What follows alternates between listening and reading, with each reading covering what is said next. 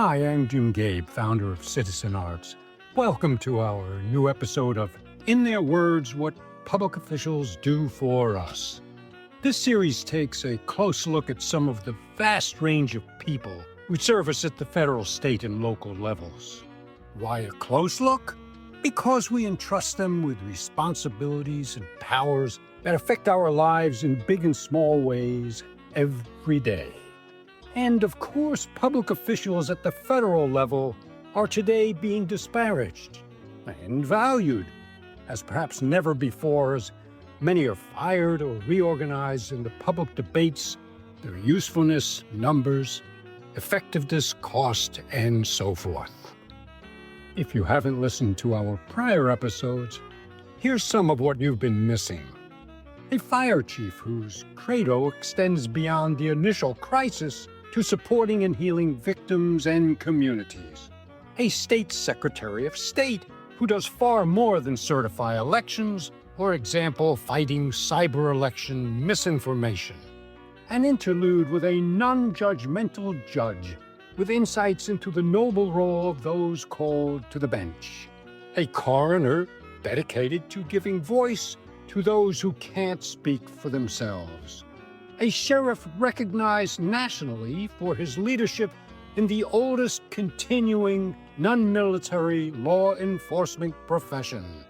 A Board of Education member who relishes being part of the most important business, ensuring young people are educated for an ever more competitive world. All of our episodes can be found at citizenartscreative.org. And now, today's episode of In Their Words, What Public Officials Do for Us.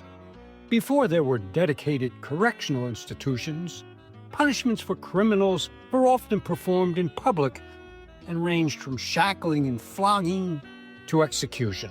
The concept of prisons evolved in ancient societies where there were places of punishment and confinement. The Walnut Street Jail in Philadelphia, founded in 1776, became the first true penitentiary in the U.S. and the model for modern imprisonment. It had individual cells, work details, and moral and religious reflection.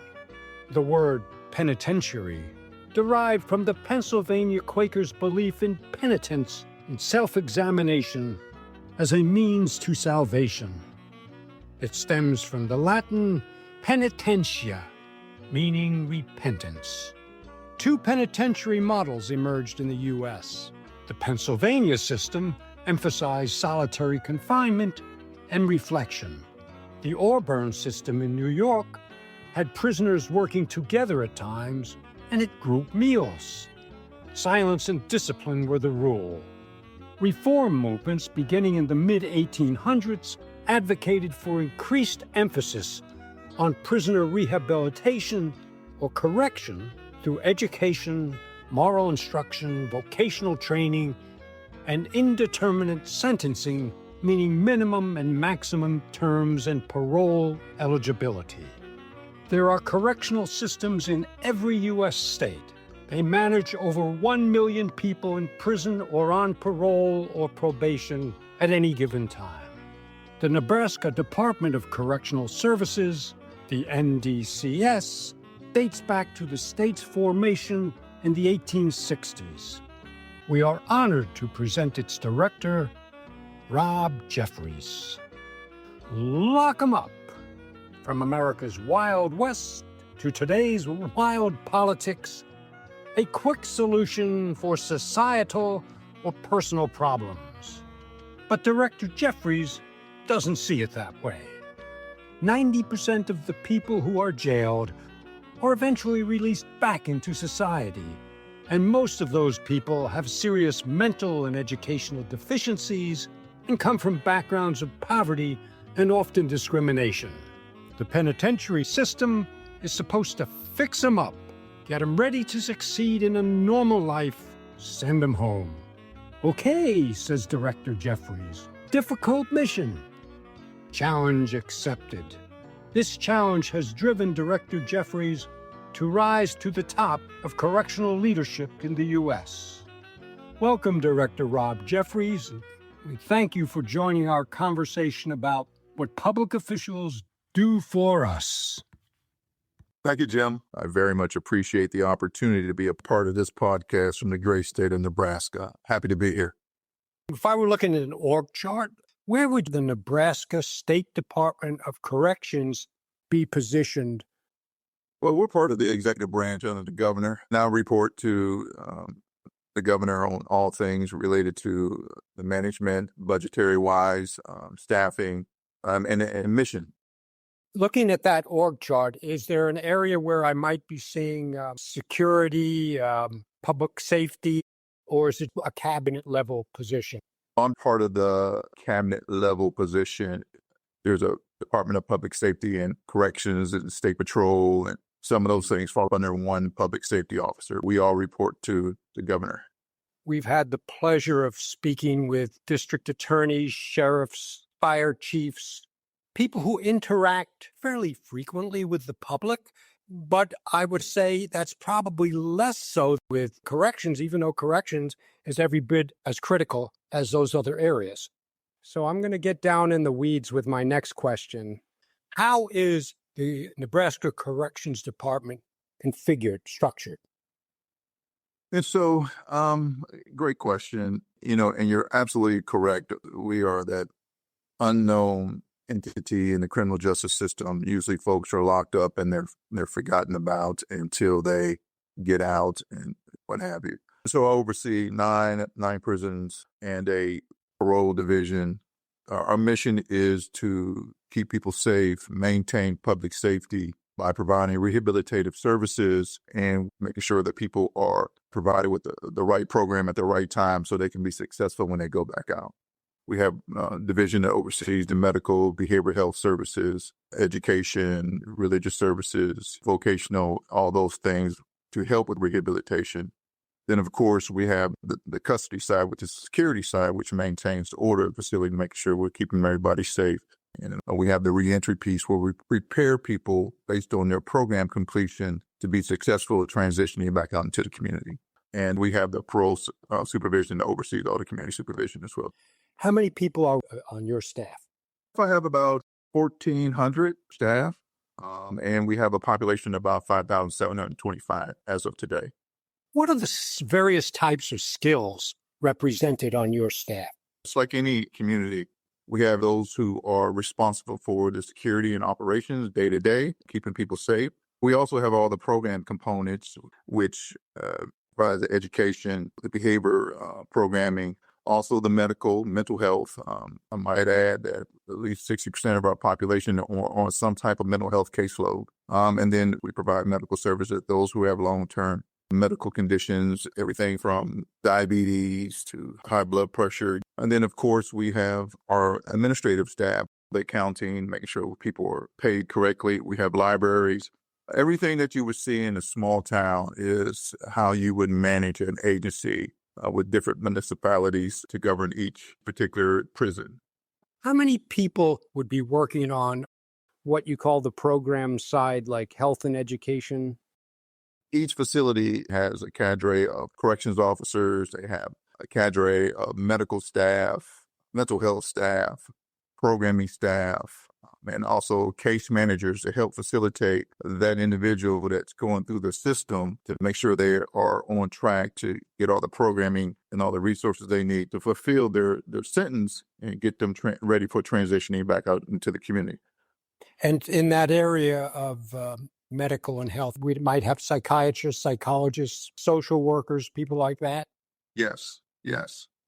Are the skill sets of, let's say, law enforcement versus corrections, are they essentially the same? It's situational. We have to interact every day with individuals who are incarcerated, whereas patrol, they deal with them as they respond to crime situations, where we deal with them 24/7. The skill set is sort of like law enforcement. You got the interpersonal skills to be able to communicate effectively with people who potentially don't look like you, right? You got to be able to diffuse situations, de-escalate situations, and be able to appropriately respond to situations when situations change with different level of communication or interaction. So there are similar job duties involved, but I would say this, it's difficult jobs on both people, law enforcement in the community and law enforcement who are managing people day to day inside prisons.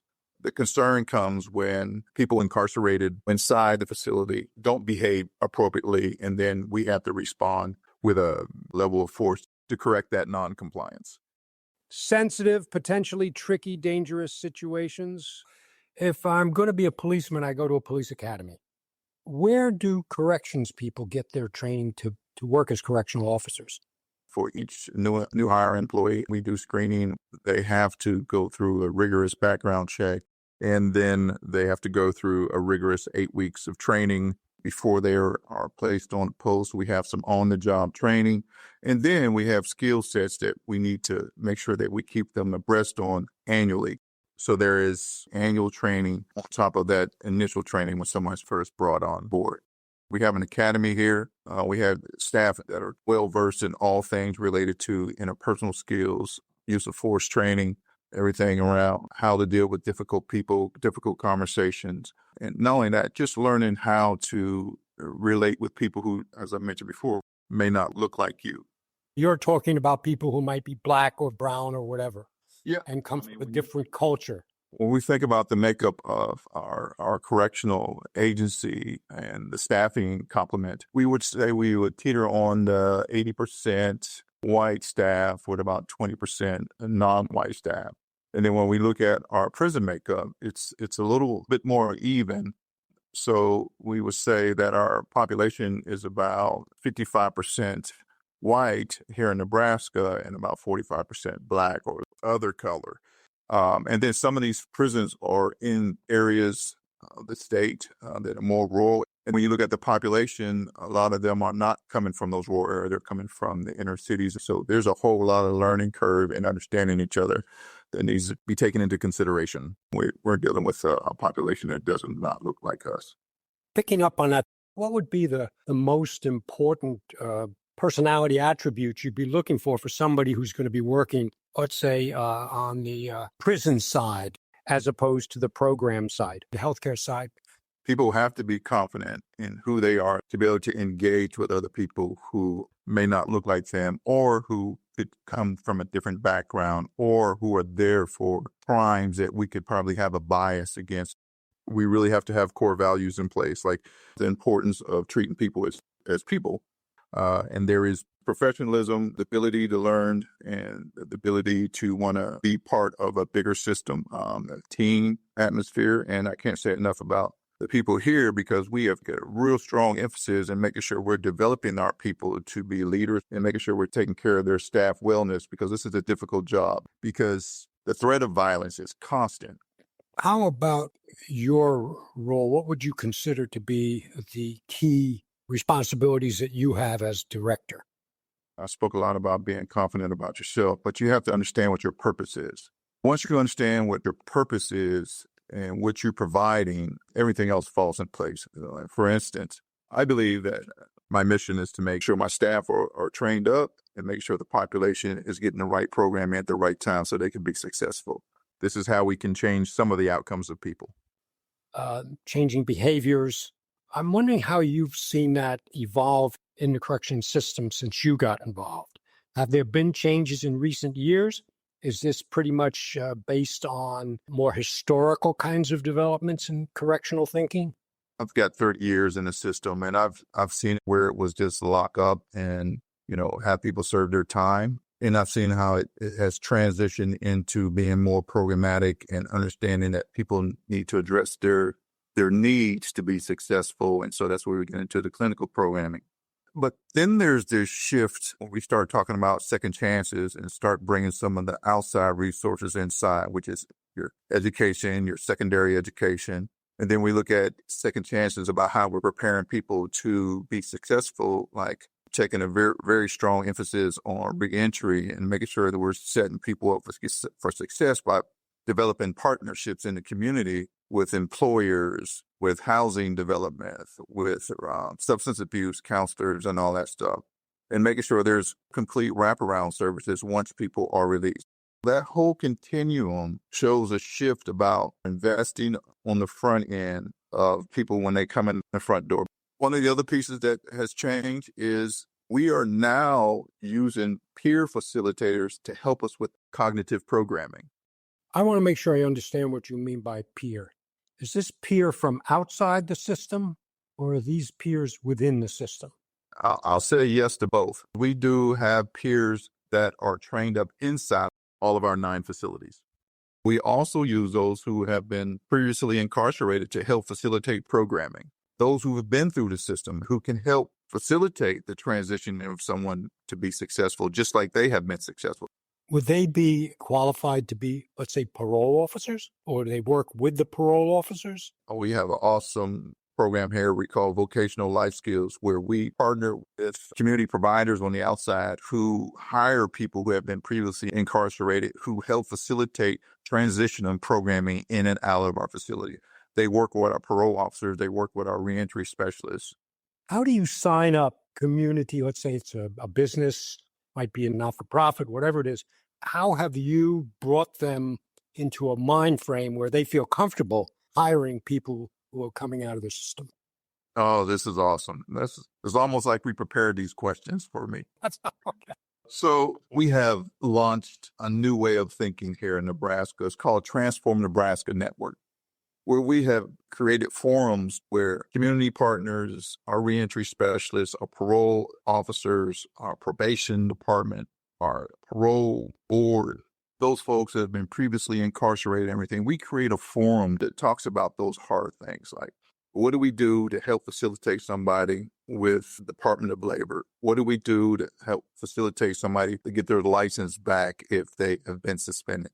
What do we do to make sure that we are getting people the right medical or mental health once they're leaving incarceration? This Transform Nebraska Network has all those people at the table, including other state cabinet members. I can't stress that enough. I mean, this is probably the most important thing that I can speak about. The other cabinet members are at these meetings, and we have discussions about how do we get Johnny to make sure that he's connecting with his kids before he leaves the facility through the Department of Child and Welfare Services. How do we make sure Johnny gets Medicaid through the Medicaid department before he leaves the corrections and gets back out in the community so he can continue with his medication once he's released? And how do we make sure that we get Johnny with a livable wage job with the Department of Labor through the training he has received before he leaves corrections? So those are the things that we try to do to help ensure people coming back out are being successful in the community and, add to the family values. What would be some of those other cabinet positions that you're most involved with? Yeah, the Department of Human Services, as I spoke on Medicaid. The Department of Labor is at the table. The Department of Transportation is at the table because we send folks out during the year to help facilitate work crews and all that stuff, and then they hire them afterwards. The Department of Motor Vehicles, making sure that we are getting people's license before they are released out into the community. Department of Veteran Affairs. I mean, a lot of folks who have served in the military who are incarcerated still can receive services once they're released. It's a beautiful thing to see how we all work together for this difficult mission. If I'm coming out of one of your penitentiaries and I'm looked upon as somebody who has gotten it together, figured it out, am I more likely to be employed by a government agency or by private enterprise? Both. And even, the Department of Corrections, because how am I going to expect a community partner or another state agency to hire someone if I'm not hiring them myself? And so state corrections has been hiring people who have been previously incarcerated. We have corrections industry, which is we manufacture things, anything from furniture, road signs. Would it be more likely that somebody who's been incarcerated would be employed by one of the state agencies, whichever one it might be, before venturing out into the private world? They could be involved with a state agency prior to their release. For instance, we have work release programming where we're partnering with the Department of Transportation. We have folks who are in our community correction facility that go out and work hours of the day for state transportation. They can come back to the community corrections facility. We have a lot of that going on here. Those employees potentially could be employed by the Department of Transportation after they're released. Let's say I own a small factory outside Omaha, and I have never employed somebody who'd been incarcerated. I have a bias against it. I don't know how my people would react to it. How would I be approached by you or whoever's doing this working for you? Who would sit down with me to explain how it works and why I might want to consider hiring somebody who's been released? We created a point person to do just that communication piece. It's called enterprise development. They're actively searching for companies such as the one you mentioned and have that conversation about what does it look like. On top of that, there are some subsidies that come along with hiring people who have been previously incarcerated. There's insurance. We assure those. There's potential tax credits for hiring people who have been previously incarcerated. And then there's some of the things we're doing to address labor shortages, like tailoring our vocational programming around those jobs that are in demand out in the community. If I know there's a need, we want to be able to train our people up before they're released to meet that need. What would be some of those jobs that are more in demand in Nebraska these days? I'm so happy that you asked that question as well, too. Last year, we were able to partner up with a trucking company.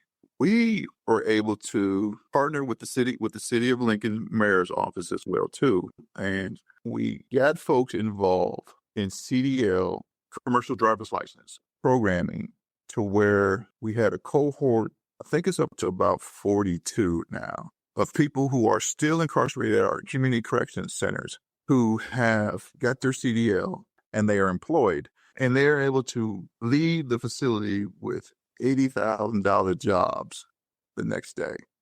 That's something that we're real proud about because it was the state, it was our community partner, and it was the city that we collaborated together to make sure this venture is successful. And we got people out, driving tractor trailer truckers throughout the state and everything. We could say that they started their career in corrections.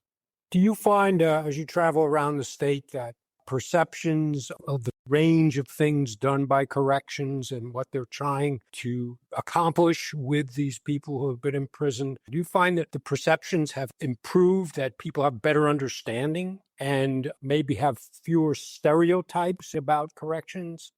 Well, it starts with the governor. The governor has made it a point to talk about redemption when he talks about corrections. He understands that these are people and they're released and they get a job, then they're providing income to their family and their children. It increases the cycle of people being successful as opposed to people going down this perilous trap of just coming inside. Success that impacts the family, that impacts the kids, that impacts the school and everything. We have been trying to take the lead on that narrative. These are people coming back to the community. We need to be able to prepare them and help them be successful for the greater good of Nebraska. So, Rob, you were sitting around, you were in high school, and suddenly it popped into your head, I'm going to make a career in corrections. Is that how it happened? Oh, no. No. So how did it happen? But for the grace of God, there go I. I grew up inner city, had my run-ins here and there. So when I decided to get serious, sports was my avenue to center myself. What'd you play? I played basketball and football. Yeah, I was captain in high school in basketball, and then I continued my career with college with a little bit of football. When I came out of college, I was looking for a job in law enforcement, everything from FBI to DEA to probation services. I got hired on. My background was in criminal justice administration. When you say background, you mean college? That was your major? Yeah, in college. And then I was a part-time campus cop as a work study in college as well, too. That got me kind of started in it. And then I did some volunteering at the state hospital, so I saw the programming side of it. I got hired in corrections as a researcher. So I worked research for 2 years, and then I went inside a correctional institution and became a social work supervisor. I transitioned over to the custody side. And it just took off for me. I saw that there was a greater need to provide some resources. It was like a parallel career to ensure that people were being successful, and I was trying to be successful, and it clicked along the way. I understood the whole idea of transformational leadership and being able to invest in people I haven't changed my mindset. I know what I'm here for. And so happenstance career, I guess I would say, but I made the best of it. What would be some of the things that you did as you went along that reflect this commitment to redemption? Were there changes you were given opportunities to make? Or are there things you instituted that made things work a little bit differently as you went along? The biggest thing that I could say that helped me was making sure the resources were available for everybody else. And I think that's what kind of catapulted me in a direction, because you learn quick in this game that just because you're at the top don't mean you know everything, right? You'll also figure out too, if you think you know everything, everybody will wait until you don't, and then you'll fall, right? The more you can invest in your team and help catapult them up and make sure you're setting them up for success and finding ways to say yes, everything else just falls in place, right? Then you can just start thinking visionary, like, okay, what's next? Where do we need to go? And then you identify that team member or whoever that needs to have that push, and you push them in this direction. Then you move along to the next person. It's that repetition of making sure that you understand who people are, and then having vision and taking risk. Sometimes people only know how to manage. Sometimes you need folks to come around and put this vision out in front of them and say, hey, this is the way we're going to go. Could you give an example of a moment where you took a risk? Absolutely. I was a chief of staff in the Department of Corrections for the state of Ohio. I had 20 plus years. I was on my way to retirement at 30, right? And then opportunity presented itself to be the director of corrections in Illinois Department of Corrections. Now I know the ups and downs of Illinois. So the risk was, do I leave that Ohio job where I had a definite end game, or do I go out and continue to practice in something new? I took that risk and went to Illinois, and I can't say enough about the good folks over at Illinois Department of Corrections and the success we had over there. I take it then you went from being director in Illinois to Nebraska. Yes. Ohio, Illinois, Nebraska. Real Midwestern guy, but you're not a Midwestern. You're from West Virginia, right? No, I went to school in West Virginia. I'm actually from Detroit. I'm all over the Midwest, right? Let's hear it for Detroit. As you went along, Rob, how did your approach to corrections evolve? I know you had some strong feelings going in, but certainly everyone evolves, especially in a challenging field. Some of the things inside prisons and corrections is no different than what's going on in the community when you think about the social determinants of health of the community. And so once you figure out the social dynamics, then you're understanding that your calling is bigger and greater, that you have to start looking outside of corrections to help facilitate successful reentry. What evolved for me was understanding the community dynamics and understanding the community needs to be involved, and the community needs to have resources for this whole thing of corrections and rehabilitation to work. Because people come from broken systems, right?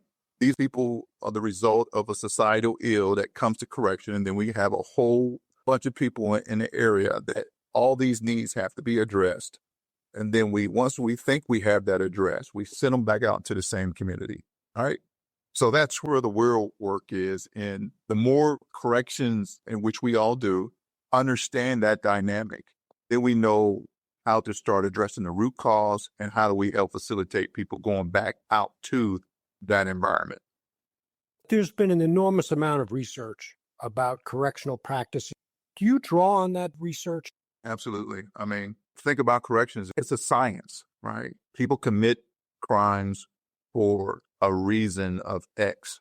As a result of that, they come to a prison and then they go back out into the same community in which they committed the crime. There's a whole lot of scientific data that helps you understand the why of something happened. Is it education? Is it mental health? Is it medical?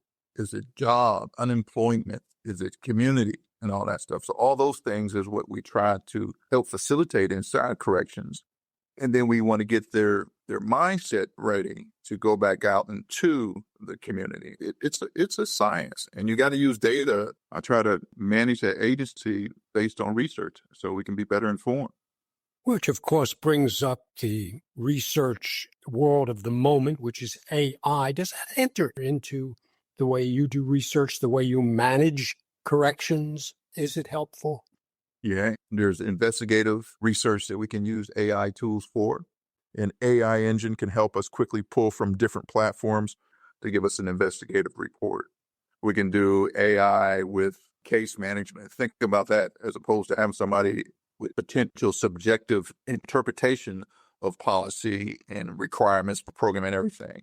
If we created an AI engine that did that work for us and then created a case plan, and that case plan could also set up a reentry plan and also identify what resources in the community that can help make that success plan more successful. AI can help us along with that. And then, of course, staffing, scheduling, and all that stuff. AI can be utilized for setting up schedule based on past practice of what particular days of the week are heavily staffed, or what is the trend on sick leaves with a certain age group. So yeah, AI, we want to be part of the discussion as opposed to the back end of it. We're a victim of AI being used against us.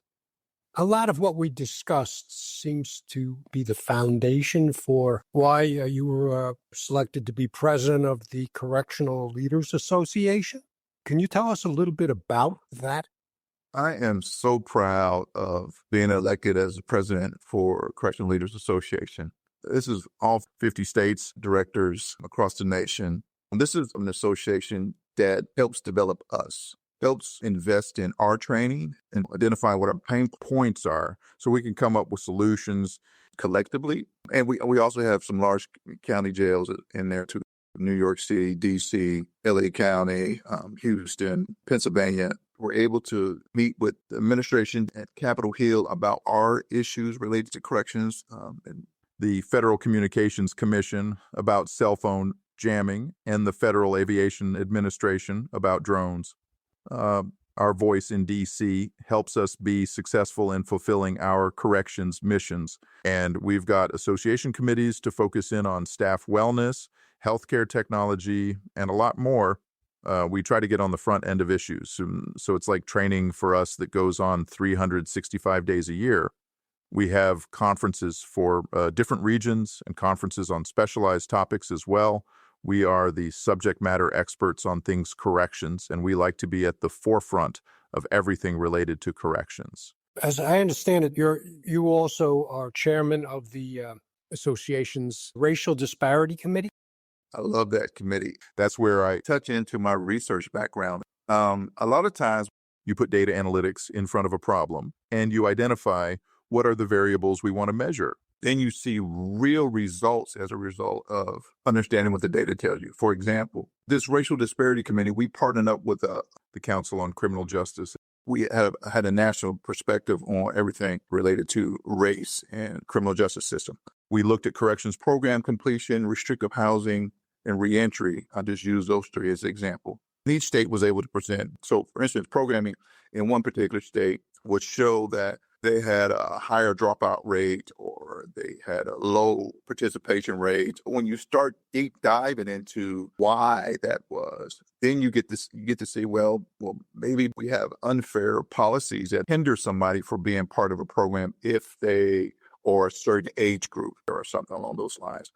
That's the kind of data analysis that comes out.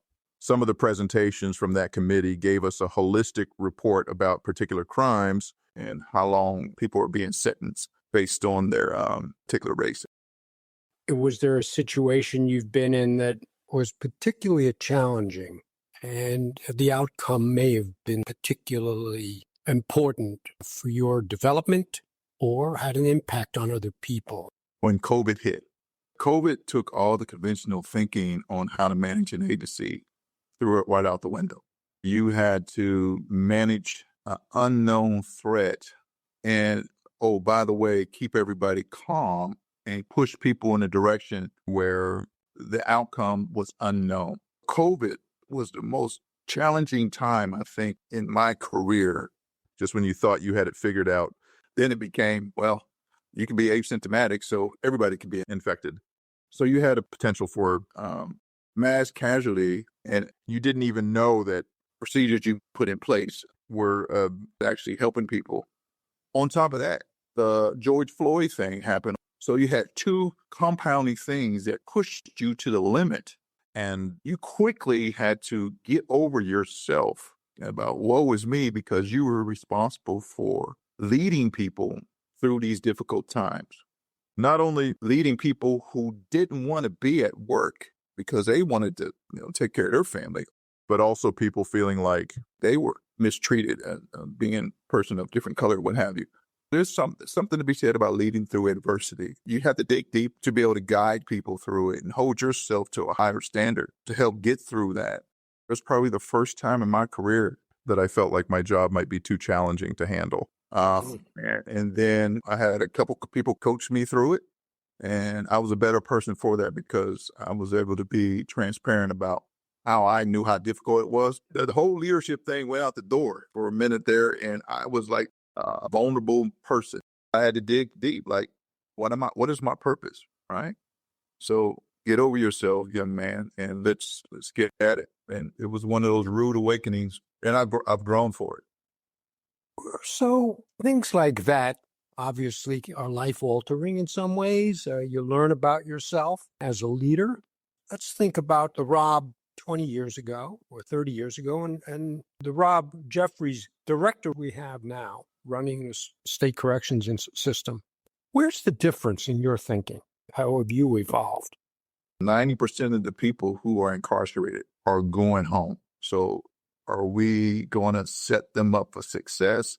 I think the transitioning part has really changed over the years for me. Understanding that people change, and we just got to give them opportunity to change. And the tools to help make that change you have seen becoming more effective. Absolutely. Absolutely. And this has changed the mindset you were talking about from the governor through the cabinet positions down into the community. There seems to be more awareness that it actually does make a difference. Absolutely. Absolutely. Okay, I have one more question. You've been great. So appreciative. I kind of enjoyed it, right? Okay. All right. Well, we always finish up here with our finger snap. And what we do is say, if you could snap your finger and change one thing about the corrections service, you like the genie out of the bottle, you could change it. What would it be? Resources.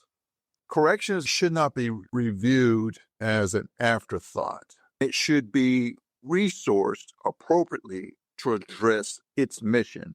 The mindset about the corrections needs to be lifted to address every one of the social determinants of health. Everyone. But people don't see that alike. People see corrections as this stagnant placement where we send people because they've done bad and, oh, by the way, fix them so they can come back out. Well, it just doesn't work that easy. It's a difficult mission. So if everybody understands what the mission is, then there's a much better chance that the resources will be provided to meet that mission so people can be successful after failing in society prior to coming to us. Education rate, average coming in is sixth grade. 60% of our population is on the mental health caseload, unemployment. All those things are prior to coming to us. So we're expected to fix it. Challenge accepted, but we need the resources to make sure that we are providing a service, a transitioning for people to be successful once they come to us. That's a philosophy, right? That's a philosophy of change. Your role in corrections, redemption, giving people the tools, having the resources, how important it is to get that message out there because people just don't know. I'm talking about the average Joe in the community doesn't know. And that average Joe pays taxes. And part of those taxes are, of course, meant to ensure the safety and health of our communities. Right. So we truly appreciate you giving us the time to help us understand. My one experience with a correctional institution was when I was in the Army. And every 3 months, I would be stockade night duty officer. And I would be sitting at a desk all night. And if anything happened, it came to me. Of course, I didn't have a clue what I was supposed to do except call the MPs. So, yeah, very limited knowledge out there. So we appreciate your joining us and giving us such a frank, detailed description of Nebraska's correction system. I'm picturing you in Nebraska, and it's so beautiful there. Thank you so much, sir. Like I said, it's been a joy. Every once in a while, I feel like I'm cleansing my soul, and that's what it felt like today. I hope our mission and purpose here in corrections are clear. Very much so. and greatly valued. All the best to you, Director Rob Jeffries. Take care. All right. Thank you, gentlemen. There you have it, dear listeners. The latest episode in our Citizen Arts series, In Their Words, What Public Officials Do for Us. We hope you found our conversation with Rob Jeffries, Director of Nebraska's Department of Corrections, enlightening. And we hope you'll join us for upcoming episodes with the likes of mayors, city planners, tax collectors, U.S. Congresspeople, a public cemetery superintendent, and many others. On behalf of Director Jeffries and my Citizen Arts colleagues, heartfelt thanks for tuning in. I'm especially grateful to Jill Gabe, our executive producer, and Jeff Lewis, our producer and technical guru. Citizen Arts is dedicated to presenting information, analysis, and constructive opinion about matters of civic importance. We're a not-for-profit 501c3 organization. Your interest and support of our work are greatly appreciated. Please take a moment, subscribe to this podcast. We invite you to join the conversation. Check us out at citizenartscreative.org and let us know what you think. And always, please stay healthy in mind and body, wealthy in goodwill, and wise in action.